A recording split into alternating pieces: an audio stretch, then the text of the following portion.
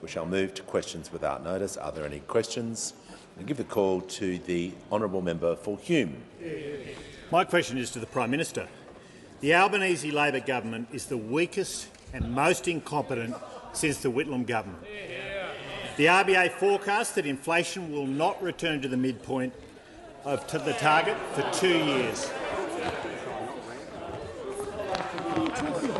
I want to hear the question before I hear I think I know where we're going with the point of order, but the descriptors which I used and illustrated yesterday, to be crystal clear with the chamber, is not within standing orders. So this is the first question since we've had this, and I said if there were descriptors, it's going to be a problem. So if we can just start the questions without the descriptors, it would assist the chamber greatly. The Manager of Opposition, a point of order. Well, Mr Speaker, there is a distinction to be drawn between language about an individual and a fact-based assessment of the performance of a government.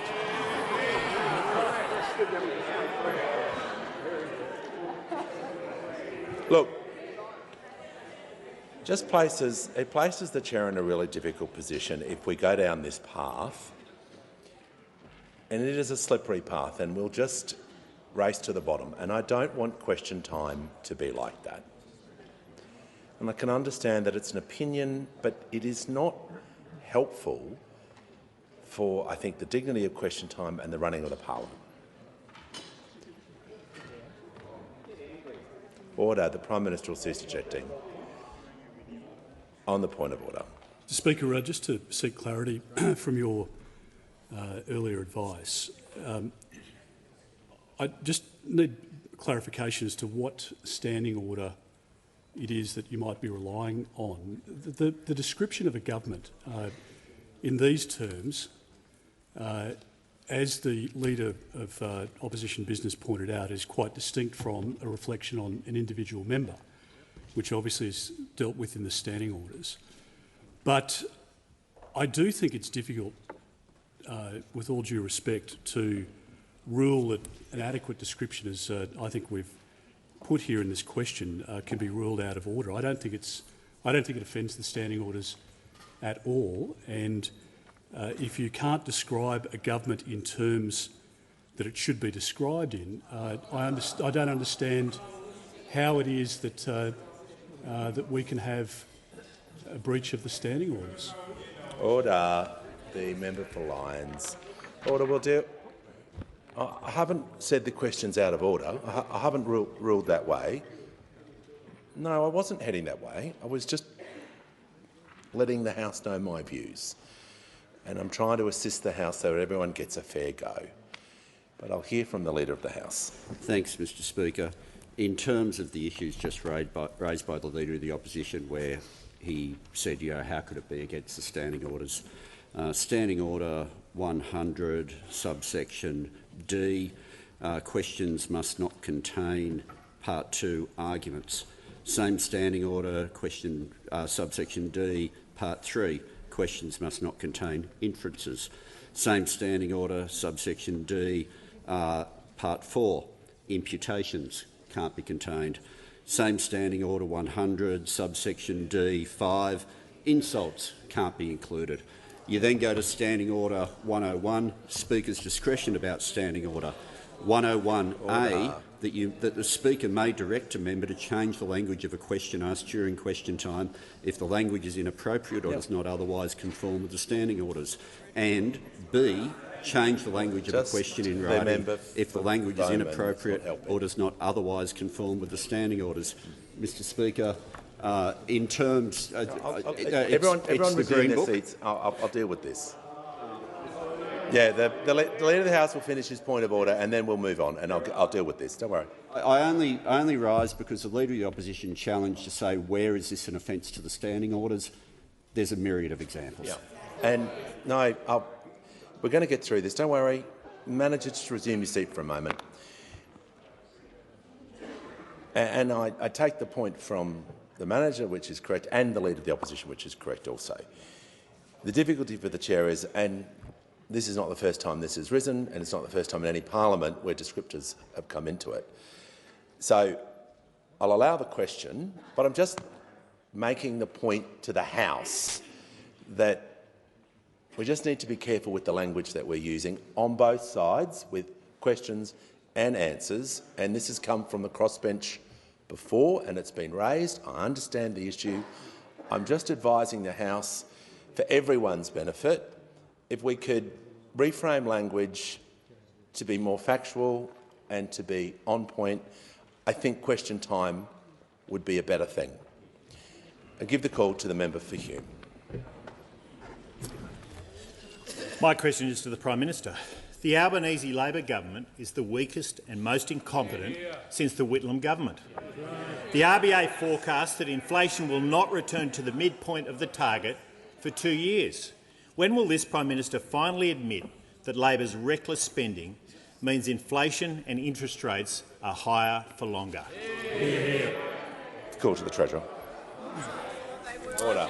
Well, Mr Speaker, I'm delighted that the member for Hume has asked me to make comparisons with previous governments. Because when we came to office, inflation was much higher and rising, and now it's much lower and it's falling on our watch, Mr Speaker. And that's not by accident. That's because our policies are helping in the fight against inflation, a point that the Reserve Bank Governor has herself made when it comes to the two surpluses that we delivered. We turned two big Liberal deficits into two substantial Labor surpluses, and that's helping in the fight against inflation. And if he wants to compare this government to previous governments, then he should fess up that when this government came to office, real wages were falling by 3.4% and now they're growing again. He should fess up and say that when they left office, they left behind $1 trillion in Liberal debt and nowhere near enough to show for it, Mr Speaker. He should fess up while he's at it to all of the other comparisons that show that we are making welcome and encouraging progress in the fight against inflation and cleaning up the mess that we inherited from those opposite Mr Speaker. Now, he mentioned before the RBA's forecast for inflation, and he said that inflation doesn't get back to the midpoint of the target band for a couple of years. If he looked at the forecasts that were released yesterday, he'd see that the Reserve Bank has inflation returning to the midpoint of the target band in June. Not in 2 years, Mr Speaker, but in June. And if he was honest, Mr Speaker, he would say that what he's doing once again, is deliberately trying to confuse people and trying to confuse the underlying measure and the headline measure. The Reserve Bank targets the headline measure. And they say in their new forecast that they'll hit the midpoint of the target band on the headline measure in June of 2025, and it'll be 2.6 in their estimation by the end of this year. And it's really good. It's really actually quite kind and quite generous and quite gracious of him to ask us about the RBA forecast, because if he was accurate about it, he would tell the House and the people who might be watching at home that right across the board the Reserve Bank actually lowered their forecast for inflation yesterday. In the new forecast that they released yesterday, they lowered their forecast for inflation this year from 3 to 2.6, June 2.8 to 2.5. They lowered their forecast for inflation. And if he wants to talk about underlying inflation, if he wants to be accurate, he would also fess up and say they downgraded their forecasts for underlying inflation as well, Mr Speaker. Now, this government understands that people are doing it tough, despite the fact that the headline and underlying inflation rates have been coming down in encouraging ways. We know that people are still doing it tough. The difference between this side of the House and that side is we want to do something about it, and we are. Give the call to the member for Fraser. My question is to the Prime Minister. Today, the people of the United States are voting for their next president. Why is this election important to Australia, and how will the government work with the new administration? Order. The member for Longman, the Deputy Leader of the Opposition, will cease objecting. The Prime Minister has the call. I thank the member for Fraser for his question. And of course, the election of a new President of the United States is always a moment of profound consequence for the world, for our region and for Australia. Our government will seek and build a strong partnership with whoever the American people choose as their next president. The alliance between Australia and the United States has always been bigger than individuals. It has stood tall through generations of governments from both sides of the aisle, and we will work together as allies. The Prime Minister reports the member for Barker is warned and will not be interjecting for the remainder of question time. This constant conversation and commentary is enough. No more. Prime Minister has the call. Of course, as leader of the Labor Party, I'm proud that it was John Curtin who looked to America in Australia's darkest hours during World War II. And since that occurred, the US alliance has grown and it's prospered under Labor and Liberal governments, under Democrat and Republican administrations. Over many decades and throughout many global challenges, we've always sought to work together to advance our shared interests, and I have every confidence that we'll continue to do so. I do want to take the opportunity to pay tribute to my friend President Joe Biden. Within 48 hours of being sworn in as PM, I was meeting with President Biden at the Quad meeting in Tokyo. It was a whirlwind, but I'll never forget the genuine warmth of Joe's welcome. We've worked together very closely to make Australia's alliance with the United States stronger than it has ever been, working together not just in AUKUS and defence issues, but also on taking action against climate change, also on areas such as critical minerals as well. I look forward to deepening that cooperation even further at APEC and the G20, which will commence next week and then the week after. We have made great progress on trade and on technology, on climate, on all of these issues, working together with our friends in the region as well to promote stability, security and prosperity. Though President Biden has several months left in his presidency, I do want to acknowledge his lifetime of service to the American people. His has been an extraordinary contribution. First elected to the Senate in 1972, Joe Biden has been a powerful advocate for working people, for the cause of democracy and for peace. He has also been someone who has a deep interest in the Asia-Pacific region, and under his presidency there certainly has been a pivot to this region. It has been an honour to work with him, and I look forward to catching up with him yet again. He gave me the honour of welcoming me into his home just weeks ago. I look forward to catching up with him in those important global summits coming up. Call on indulgence, the Leader of the Opposition. Excuse me. Just on indulgence, Mr Speaker, I thank the Prime Minister for his words and echo his words in relation to President Biden, who's been a very strong friend with Australia for a long period of time. I met with him in New York a couple of years ago now, and his dedication to the relationship and to the strengthening of our bilateral relations, particularly in relation to defence, is well known to all in this place. When the coalition negotiated AUKUS with the United States and the United Kingdom, it was in our mutual and collective best interests, particularly in an uncertain time. And so all Australians, like many people across the world, are looking at the moment to see what the results might be over the coming hours.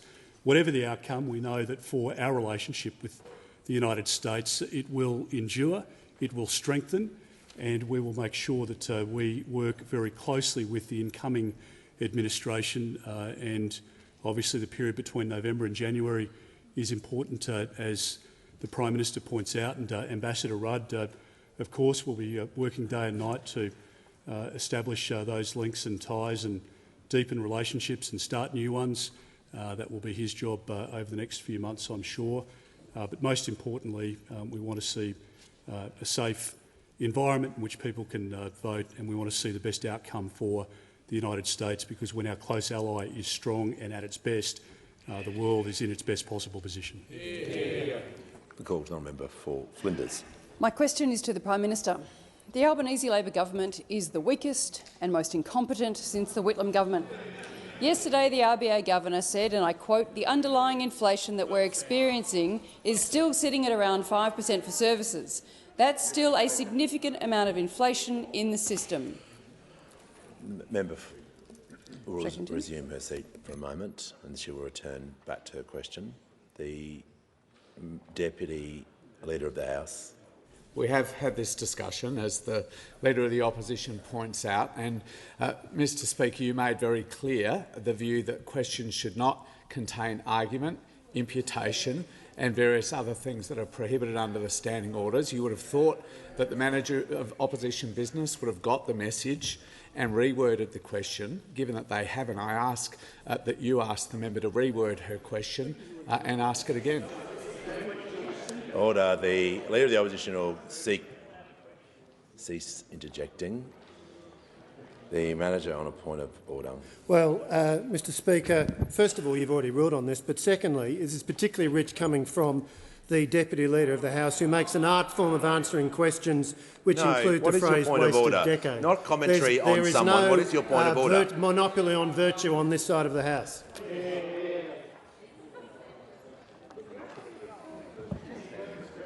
Yeah, I've dealt with this issue, and I would have thought, out of respect for the Speaker, you might have taken on board what I said, but that hasn't happened. So the member for Flinders will state a question again. My question is to the Prime Minister. Yesterday, the RBA Governor said, and I quote, "The underlying inflation that we're experiencing is still sitting at around 5% for services. That's still a significant amount of inflation in the system."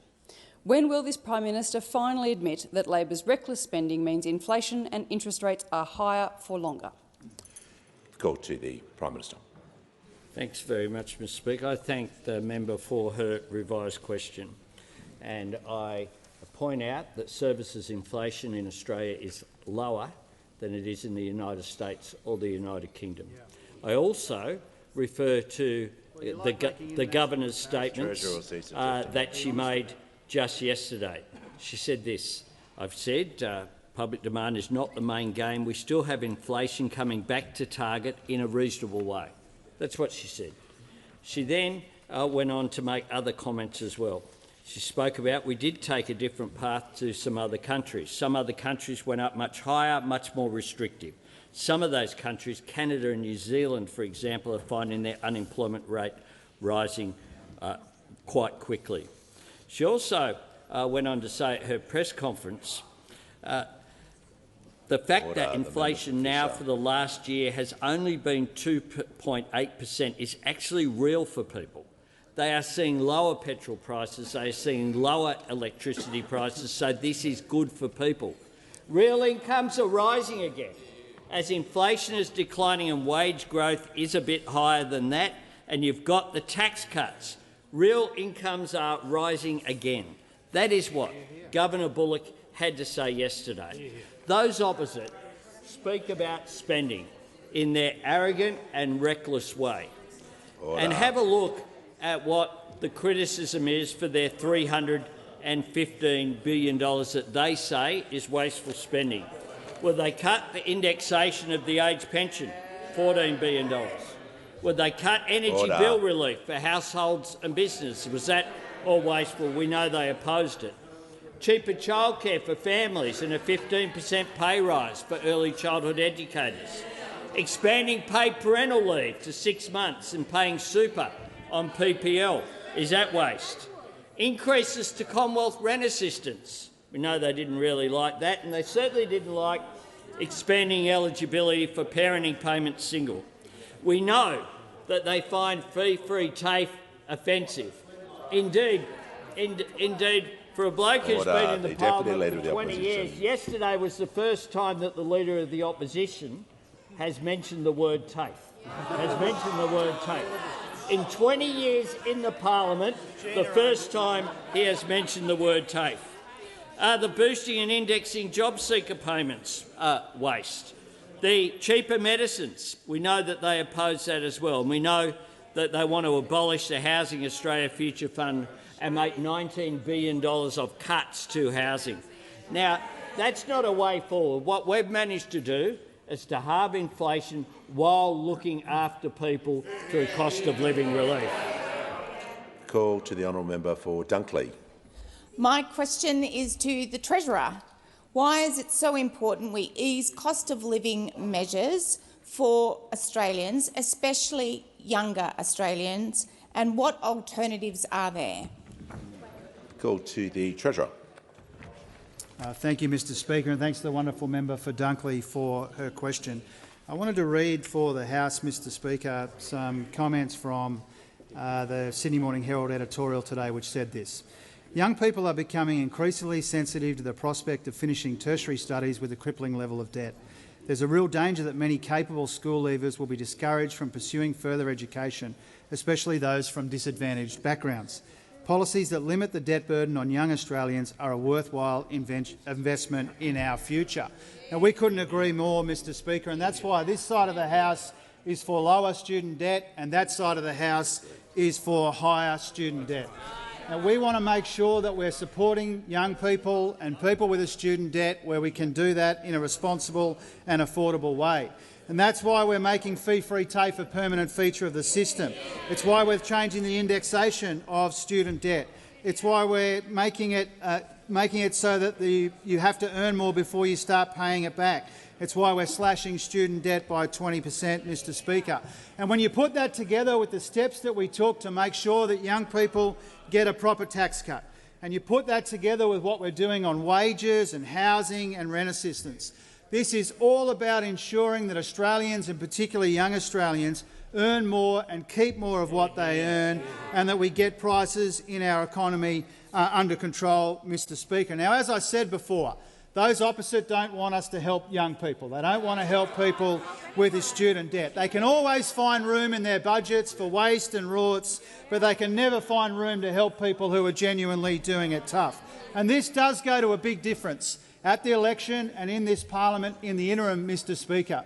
We want to slash, and we are slashing student debt, and we're slashing inflation. Those opposite want to slash Medicare, they want to slash investment in housing, and that will make life harder for people, Mr Speaker. The last time they were in government, they gave us much more public debt, and now in opposition they want to give young people much more student debt. Now, we've spent a big part of our time in office cleaning up the mess that they left behind, Mr Speaker, and not for its own reason, not as an end in itself, but so we can afford to help young people who are doing it tough. Now, when we gave a tax cut to every taxpayer, they said it was too broad. They said it helped too many people. They wanted an election over that. Now, when we want to help young people, they say it's too narrow. It's too narrow. They need to make up their mind, Mr Speaker. This government under this Prime Minister has found a way to repair the budget and help people with the cost of living. They find excuse after excuse to do neither of those things, Mr Speaker. The progress that we're making on student debt is at risk if those opposite are elected. This is one of the many costs of the risky and reckless arrogance of this opposition leader, long on risky arrogance and short on economic credibility. We see that time and time again. Treasurer's time has concluded. Before I call the member for Curtin, I'm pleased to inform the House that present in the gallery today are the 3 winners from this year's My First Speech competition: Taylor Harding, Anna Mackie, Sophia Tong from the electorates of Hughes, Moore and Parramatta. Welcome to Question Time and congratulations on some brilliant speeches. And I give the call to the member for Curtin. This is a question for the Prime Minister. Today's US election reminds us how fragile democracy is. Australia is not immune to the mistrust we see in the US. There's increasing suspicion that politicians are acting in the interests of airlines, fossil fuels or gambling companies, unions or a political party instead of all Australians. Voters deserve to know who is funding all political candidates before they vote. Will the government legislate real-time donation disclosure in time to make our next federal election transparent? No. If anyone thinks that was acceptable, particularly members on my left, yelling out while the member was asking her questions with snide remarks, you haven't been paying attention. Unbelievable.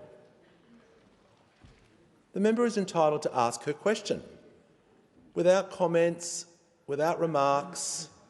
You mightn't like what a member is saying, but that's the nature of question time. I don't like it either. So the member will begin her question again, and we're going to keep resetting this until we get it right. The member for Curtin has the call. This is a question for the Prime Minister. Today's US election reminds us how fragile democracy is. Australia is not immune to the mistrust that we see in the US. There's increasing suspicion that politicians are acting in the interests of airlines, fossil fuel or gambling companies, unions or a political party instead of all Australians. Voters deserve to know who is funding all political candidates before they vote. Will the government legislate real-time donation disclosure in time to make our next federal election transparent? Give the call to the Prime Minister. I thank the member for Curtin for her question. And indeed, democracy is something that must be cherished and must be nurtured and cannot be taken for granted. We see in many surveys around the world that younger people in particular, when asked about different political systems, don't necessarily automatically go towards democracy. And it is why we have to have a transparent system. And I can confirm that I've been working as the leader of a government to increase transparency, including on funding issues. And indeed, I met just this morning, had another constructive discussion with the Minister for the Special Minister of State, Senator Farrell, about these issues. We believe in lower donation thresholds and have done that and took that to an election for a long period of time. We believe that the abuse that we've seen, to name someone, not picking on him, but the contribution that Clive Palmer made to donations is something that distorts the political system. And we think that something must be done about that to make sure that we continue to have a political system in which we encourage people to participate, including through political parties and their membership. But we are working through those things. As you're aware, as a member of the crossbench, some of the crossbench and their supporters have had very strong views about the timing of changes that come through, and they haven't been consistent, it must be said, with the view just put by the member for Curtin. Certainly some of the backers of people who've been independent candidates have expressed the opposite view, to be very clear, that the member for Curtin has put forward. But what we will do is continue to work through with the parliament. We want to make sure that there's increased transparency. We want to make sure that there's increased trust as well in the political system. That is one of the reasons why I've been so determined to make a difference, which is practical, in order to ensure that people aren't left behind by the political system. That's something that drives our policy agenda. It's one of the reasons why we made the announcements we did on Sunday, because people feel like they haven't got enough of a voice, particularly young people in our political system. But we'll work through it, both in terms of electoral issues, but on policy issues as well, to make sure that people understand that our democracy works for them. Time has concluded. Call to the Chief Government Whip. Thank you, Speaker. My question is to the Minister for Education. What is the Albanese Labor government doing to build a better and fairer education system, and what has been the response? The call to the Minister for Education. Thanks very much, Mr Speaker. Can I thank my friend, the legendary member for Lalor, for her question. Mr Speaker, big things are happening in education. Order. On Monday, the 15% pay rise for early educators was passed through this House. Today in Parliament, we're debating legislation to increase funding for our public schools. And on the weekend, we announced that if we win the next election, the first piece of legislation that we will introduce will cut student debt by 20%. All of this is about making our education system better and fairer. Our early educators do some of the most important work in this country, but you wouldn't know that from what they're paid. The 15% pay rise that this Prime Minister has made happen fixes that, and the first part of that pay rise rolls out in just 25 days' time. The increased funding for our public schools is critical to make sure that we turn around the drop in the number of young people finishing high school and help young people when they're very, very young in primary school who fall behind to catch up and to keep up. And as I said yesterday, the fact is that university is more expensive today than when most of us were there. When HECS was first created, students paid about 24% of the cost of a degree. Under John Howard, this increased to about 36%. Under Scott Morrison, this increased again to almost 45%. We are cutting the debt for 3 million Australians who were hurt by these Liberal changes. For someone with an average debt, we're cutting it by $5,500. And what does the Liberal Party say about this? They say that this is terrible.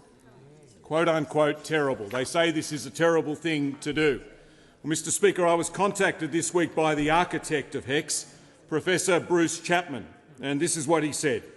It is generally and correctly believed that the overall level of HECS help debt has become excessive, and that in this context a one-off 20% cut in the level of debts is welcome. Welcome. And I suspect that's what the 20,000 people in the electorate of Herbert will say as well, and the almost 21,000 people in the opposition leader's electorate will say as well, and the 23,000 people in the electorate of Ford, or, Mr Speaker, the 25,000 people in your electorate as well, or the almost 26,000 people in the electorate of Sturt, because they now know that if Labor wins, they win. But if the Liberals win, if the Grinches over there win, then they know they won't. Order. The member for Hume has the call. Treasurer, the Albanese Labor government is the weakest and most incompetent since Whitlam. Yesterday, the RBA governor said, when I speak to the Treasurer, he is fully aware— We're going to deal with this issue once and for all. I have now checked my records and I want to make a statement to the House. We've dealt with this before. I want to just go through the House about where we're at with this issue, because I'm relying on former Speaker's advice and what they have said to the House on this matter as well. Speaker Andrew probably gave the most comprehensive description of improper motives at the beginning, middle and end of questions, as highlighted on page 556 of practice, and noted the attitude to intervene when the attribution of motive was such that it cannot be ignored. Speaker Smith ruled on 2 occasions, and I want to read some of his statements about this descriptor coming in, which will then be used as a tag. And on 2 occasions, he ruled that part of the question out of order. That was on the 15th of February 2021 and the 4th of December 2018. Speaker Smith said in relation to this issue being raised, I'm certainly not comfortable with the language that just makes assertions as it did. I'm really not. And those on my left, the then opposition, wouldn't be comfortable if that sort of language was directed back at them. We don't need commentary from those on my right either. Language shouldn't be in question. So I'm following the practice and the precedent of 2 former speakers here.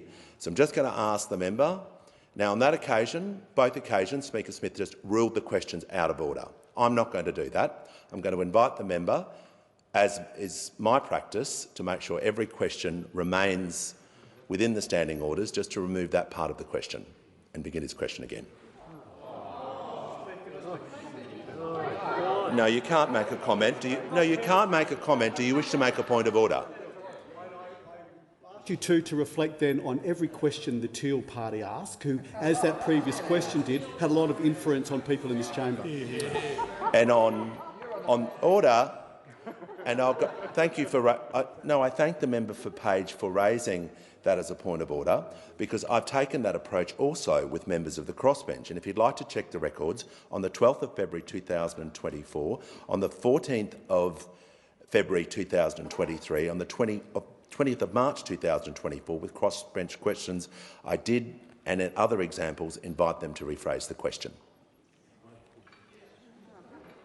Yes, on a point of order, the Leader of the Opposition. Thank you very much, Mr Speaker. My point of order is to seek clarification from you as to whether or not it is your ruling that using the description of the word weakest as a description of the government and using the description the most incompetent government, that you are ruling that that is not in order and that you would rule a question out of order if it was to be included as a description of the Albanese government as a preamble or as part of the question at the end of the question being asked of the government. On the point of order. Just to the point of order, Mr Speaker, just to draw the attention to the House to the difference between the restricted rules that are there under standing orders for questions, where there are other terms that would not otherwise be unparliamentary but cannot be included in questions, which is exactly what that ruling goes to. That's correct.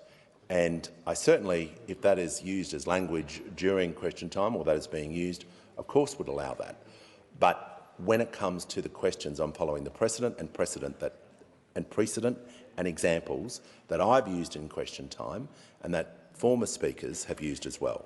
So to assist the House, if we can rephrase the question so that we can keep moving forward with question time, so everyone's question can be asked and answered, it would greatly assist the House, just as I've done before and in line with former speakers, to ensure that we can ask the question without the imputation added to it. And I give the call to the member for Hume. Mr Speaker, I thank you for your advice. I do seek a ruling under the standing orders in relation to this matter because I don't believe that there is a case here to be made that using the words weakest and the most incompetent government since the Whitlam government are offending the standing orders. And I don't believe it's in order for a ruling on that basis to be made. Now, I'm very happy to assist you, of course, in the orderly conduct of the chamber, but the opposition can't be put into a position where we can't describe the government as we believe they should be described. It's not a personal reflection on the Prime Minister. It's not an inference. It's not an allegation. It is a description. Order. It is a description of the government, and I can recall many instances against the Howard government, against the Rudd government, against the Gillard government, where similar language was used and on subsequent occasions ruled in order by the Speaker of the day. And if it is the position that you believe it is, that you require us to take this course of action, then I'm asking under the standing orders that you make clear that this is a ruling. That this is a ruling? Yeah, I've already made my decision the last time this was made, and I really want question time to continue, as I'm sure all members do. Order. The Prime Minister will cease interjecting. So I'll give the call to the member for Hume. Treasurer, the Albanese government is the weakest and most incompetent since the Whitlam government. Yesterday, the RBA governor said, "When I speak to the Treasurer, he is fully aware of the inflationary implications of his policies. He needs to think about that." Does this Treasurer accept the governor's claim? Give the call to the Treasurer. Well, Mr Speaker, in the last minute or two we got the perfect illustration of the reckless arrogance of the opposition leader and the comical cluelessness of the Shadow Treasurer, Mr Speaker. In one little vignette in question time, all the reckless arrogance from this guy and all the comical cluelessness from his offsider who sits behind him, Mr Speaker. The Treasurer is just going to return to the question.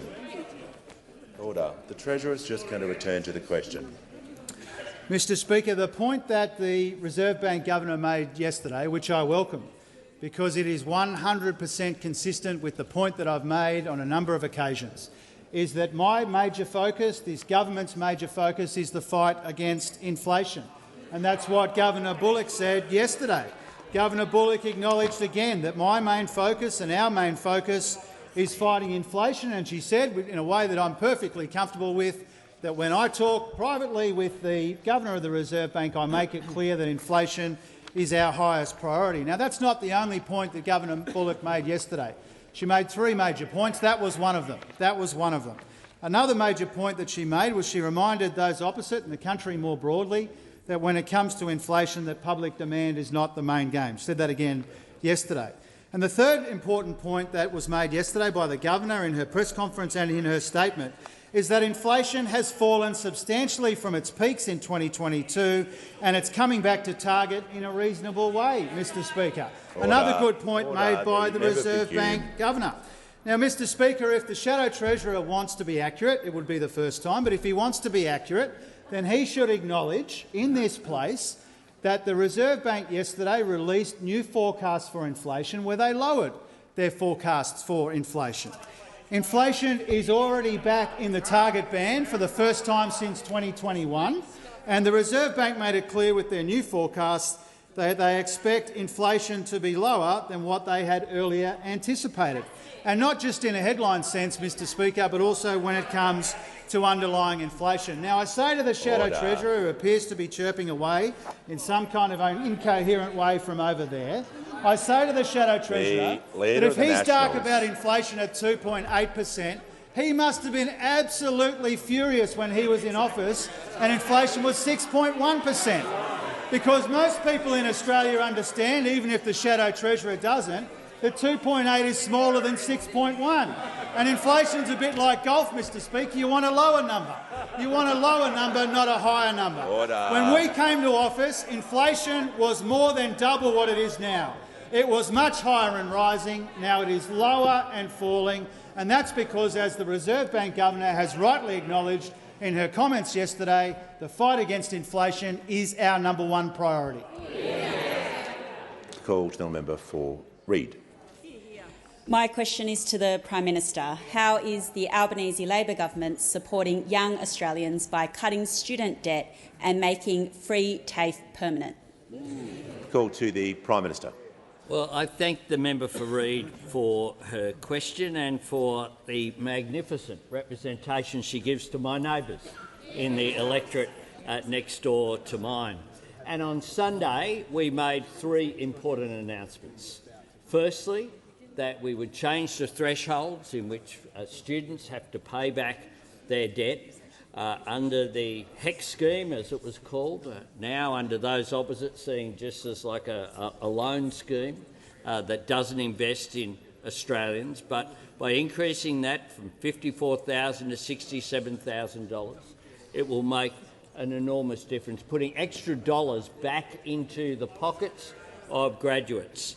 Secondly, a 20% cut in student debt across the board. So whether you have a debt that comes from a university degree or a TAFE qualification, you will get that support. Meaning that for the average graduate, it's worth about $5,500 to them, making an enormous difference to them. And the third element is making free TAFE permanent. 100,000 places each and every year. And importantly, the first round of free TAFE came out of the Jobs and Skills Summit. It's something that we consulted employers and business community, unions and civil society who understood that we have skills shortages in our economy, and our first priority should be to train Australians for those opportunities. When you put together those three measures, this is about Labor's core belief that education is the key to creating opportunity, widening those doors of opportunity so that people can be backed for a better life. Now, I do want to say that when it comes to TAFE, those opposite have always been arrogant in their view of public TAFE. They've called it a waste. They bag it in opposition, they cut it in government. They always look for TAFE to fail, and as I said before, the last time the Leader of the Opposition mentioned TAFE in Parliament was 2004. He's gone 20 years without mentioning it at all. Well, on this side of the House, we've always backed TAFE, and I want to say to every single person enrolled in TAFE, we back you too. Whether you're a young Australian embarking on your first career or an apprenticeship, or whether you be an older worker who's retraining to fit the needs of the new economy. We want you to get that qualification, get that job and build the life that you want. This government supports your aspiration. This government supports your education. And this government will continue to back you regardless of those opposite. Concluded. Call to the Honourable the Deputy Leader of the Opposition. My question is to the Minister for Skills and Training. The Albanese Labor government is the weakest and most incompetent since the Whitlam government. Minister, of the 500,000 enrolments in fee-free TAFE since Labor was elected, funded with $1.5 billion of taxpayer funds, how many have resulted in no qualification being delivered? Call to the Minister for Skills and Training. Thanks, Speaker. And I'm really pleased to get another question from the Shadow Minister on TAFE, and completion. Members on my left. And I really hope these questions continue. Every day, Speaker, students are enrolling in fee-free TAFE. And what I want to emphasise is that good courses and advanced TAFE study takes time. And I also want to say this, as the Shadow Minister I'm sure knows, the Professional Data Agency, the custodian, the NCVR, reports completions after 4 years. The vet data experts only report on a cohort that it completes after 4 years, because it takes 4 years to get usable data. It takes 4 years because the learning is complex and critical. It takes 4 years because TAFE courses are just as important as university degrees. It takes 4 years because 4 out of 5 students are enrolled part-time. It takes 4 years. It takes 4 years because someone who enrolled yesterday, Speaker and members opposite, can't complete today. I would have thought that's a pretty simple concept. Members on my left. The latest NCV publication covers enrolments from 2019. That completion data from 2023 or 2024 will be reported by the custodian in 2027. So drawing conclusions on this year's data and last year's data simply doesn't make sense. Like pretty much everything the Shadow Minister says. Students are still completing their studies. Students are starting their studies. Now, fee-free TAFE has been operating in Victoria since 2019, Speaker, so there is 4 years of data there, and maybe the Shadow Minister and members opposite might want to have regard to that. The NCVR there shows that free TAFE completions are higher than university.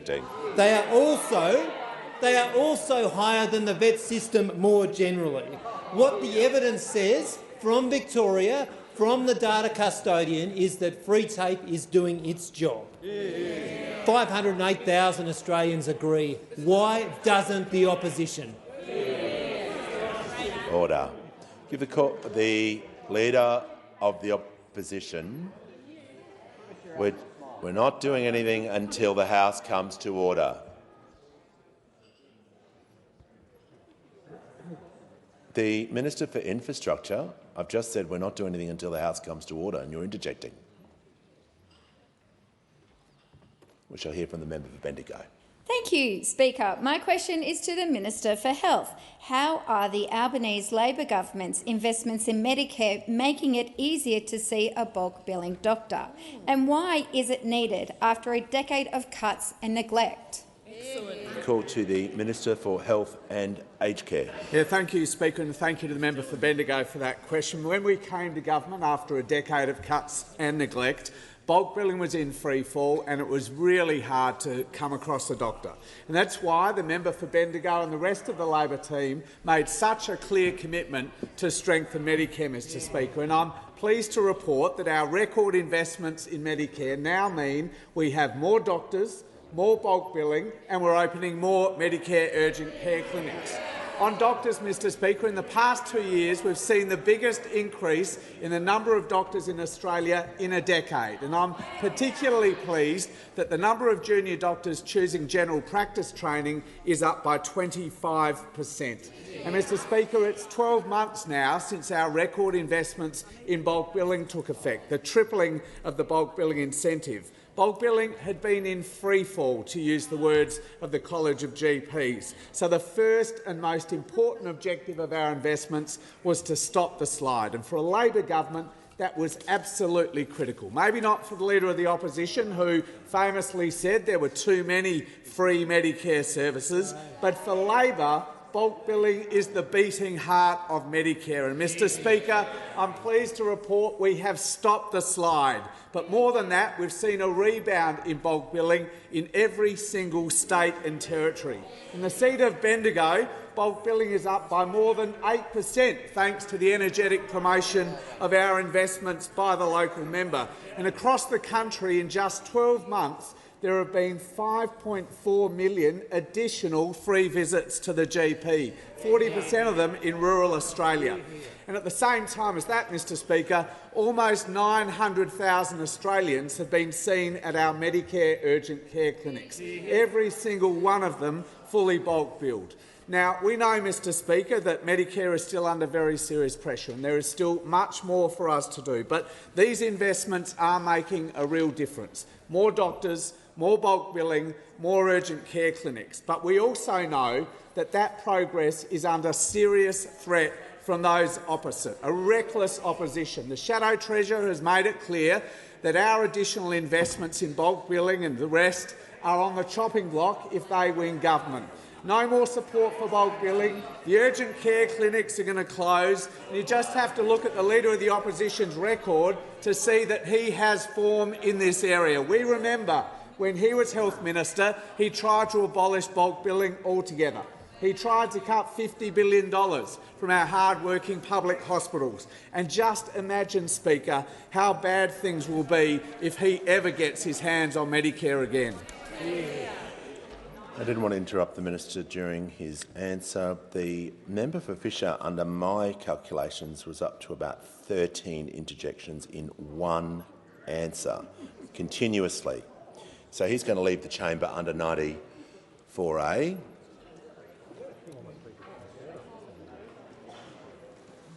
Doesn't matter what time a question, when it is in question time. If someone's just going to continually yell during question time, they aren't going to be here for the remainder of it. The Manager of Opposition on a point of order. Oh, on a question. My question is to the Minister for Health and Ageing. Can the minister confirm that under the Coalition the bulk billing rate was 88% compared to 74% under Labor? Order. Minister for Health and Aged Care has the call. Well, I'm asked about the former government's record on bulk billing. And I'm very pleased to talk about the record of bulk billing because it is clear that as the former government was ending their time in government, as we came to government, bulk billing was in freefall. And I don't make up that word. That was a description. Order. That was the description Order. used by the then President of the College of General Practitioners. The then President of the College of General Practitioners. And really, it should be of no surprise. The Leader of the Opposition, when he was Health Minister, when he couldn't abolish bulk billing altogether, started a freeze on the Medicare rebate that endured for 6 long years. All right, the minister's going to pause. He's 1 minute, less than 1 minute in, but it was a pretty tight question on facts and figures. It was about bulk billing rates, but we're going to hear from the member for Hume. When I'm dealing with a point of order, I'm asking you to help me to help the chamber. Great. The Manager of Opposition on a point of order. Well, Mr Speaker, on relevance, a very tight question.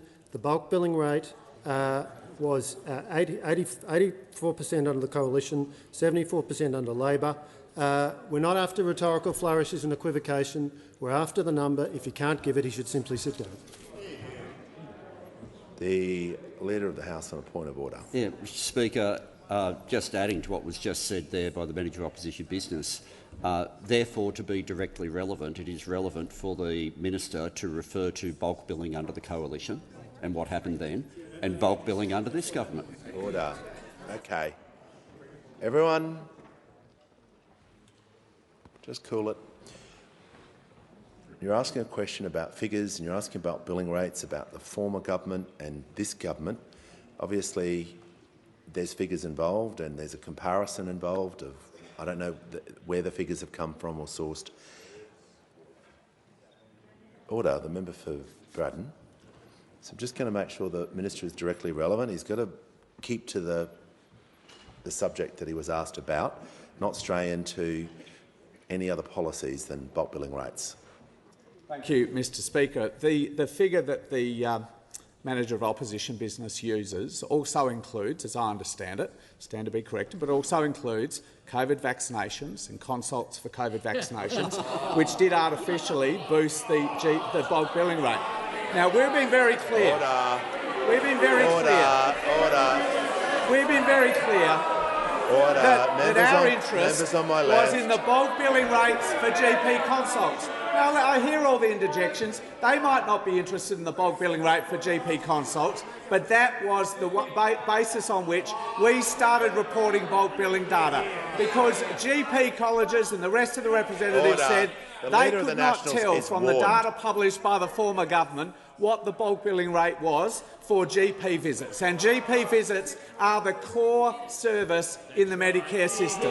So two things. The former government did not include transparent data on bulk billing. They artificially inflated it with COVID vaccinations and the rest. The second thing is the trajectory was clear. But I'll say this, in winding up, Mr Speaker, I am happy any day of the week to have a debate on bulk billing with this man, the worst health minister in the history of Medicare. And I don't say that as an opinion. That was the opinion of Australia's doctors. Australia's doctors. And the second worst health minister in the history of Medicare was the deputy leader of the Liberal Party, because she froze the Medicare rebate for her entire time as health minister. Under this Treasurer, the Medicare rebate has increased in 2 years by more than the former government managed in nine. Order. In the 9 Leader of the long Opposition. years.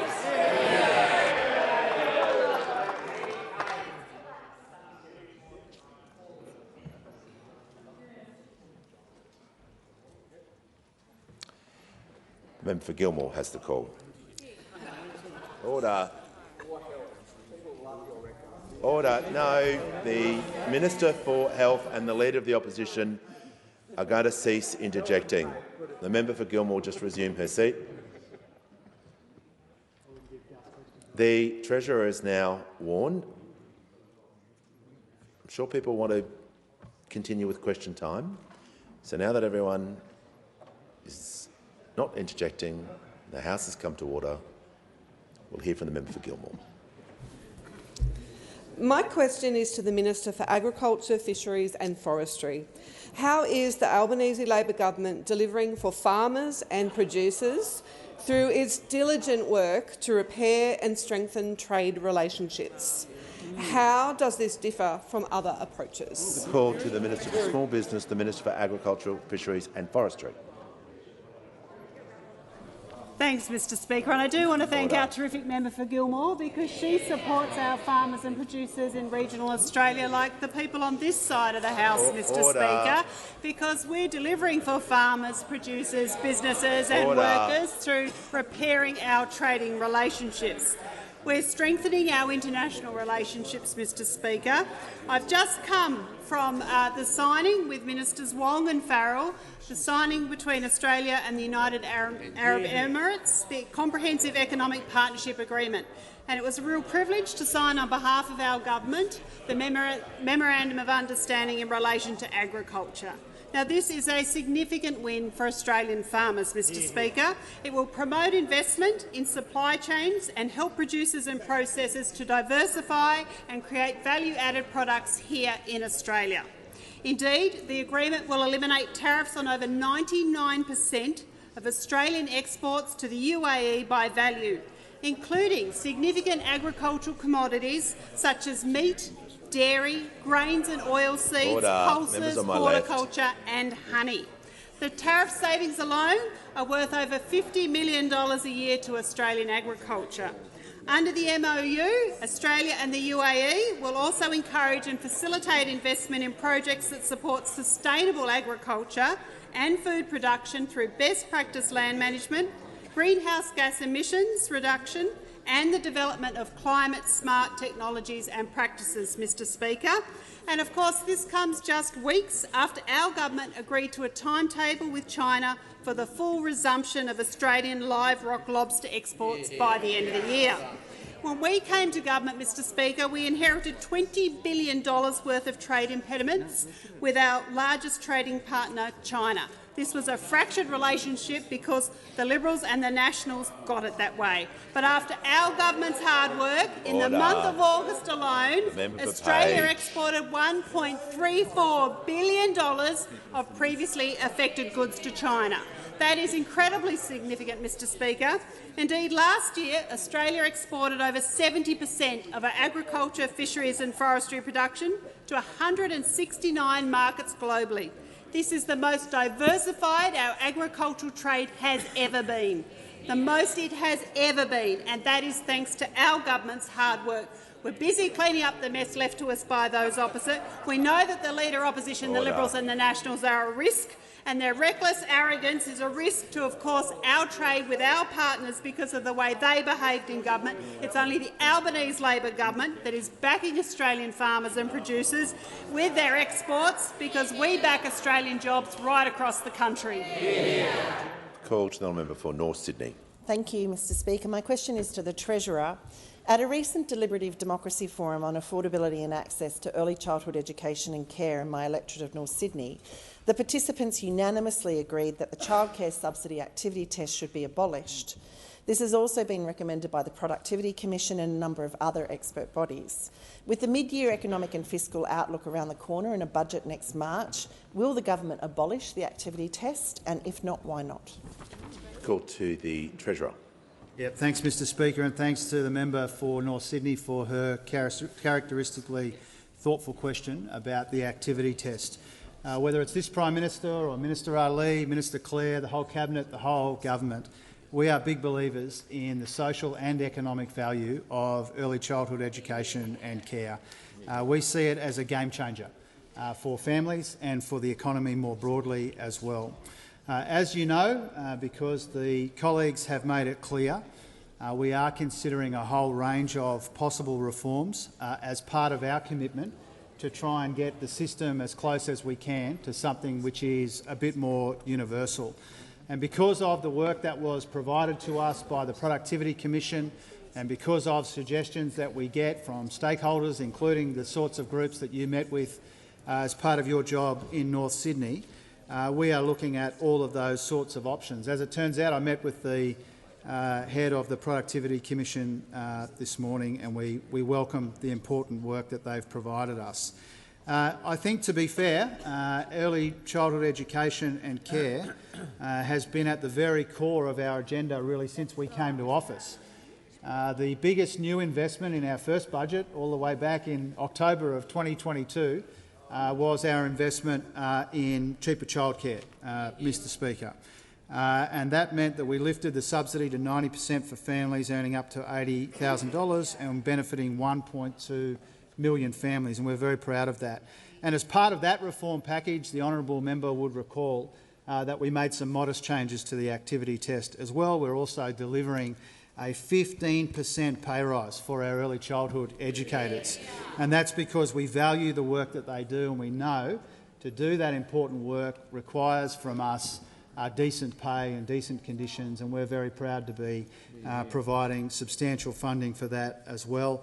I think up to 200,000 educators will benefit from that investment. We're very proud of that, as I said. More broadly, we're coming at the cost of living challenge from every conceivable, every responsible angle.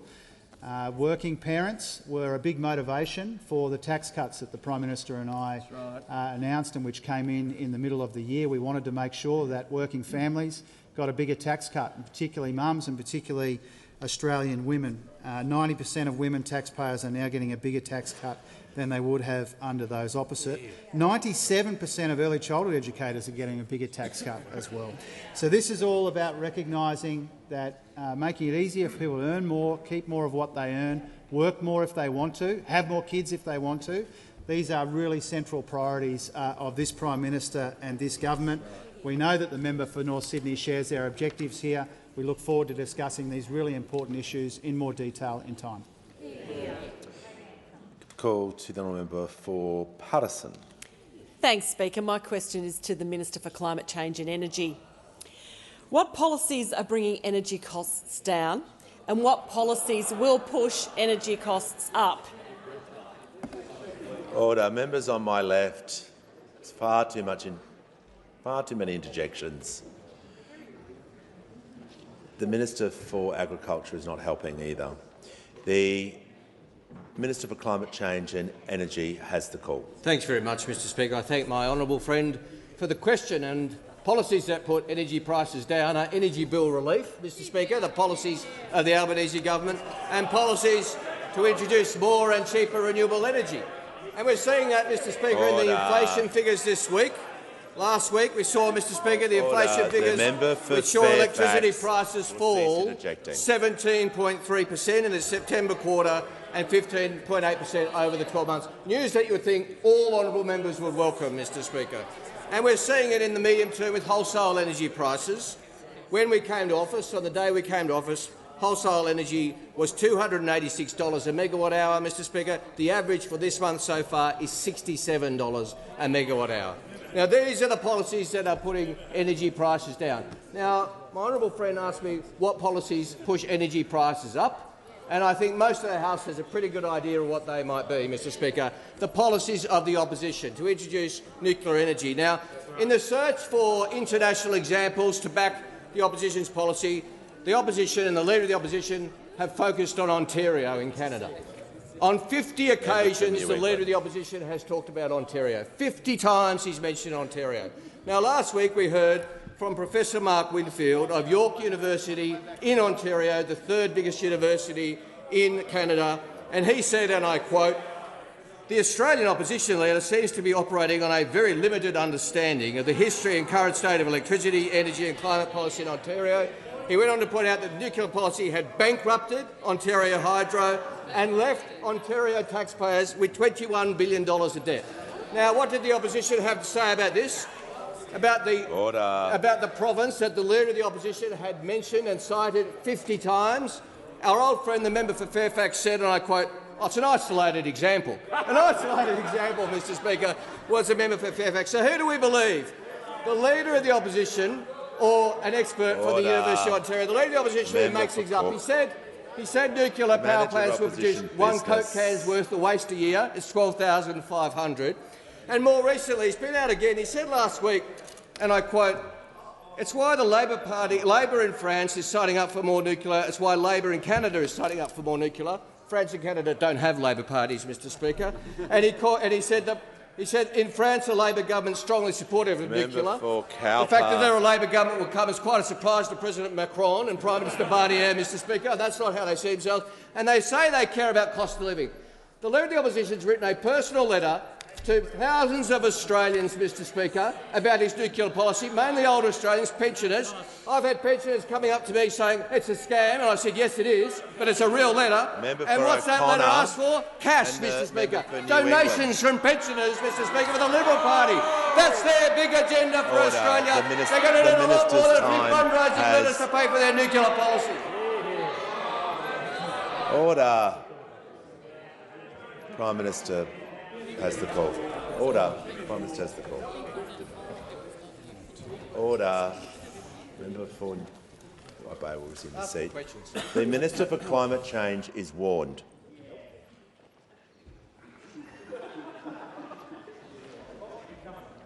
And the member for O'Connor is now warned. Prime Minister has the call. I ask further questions be placed on the notice paper.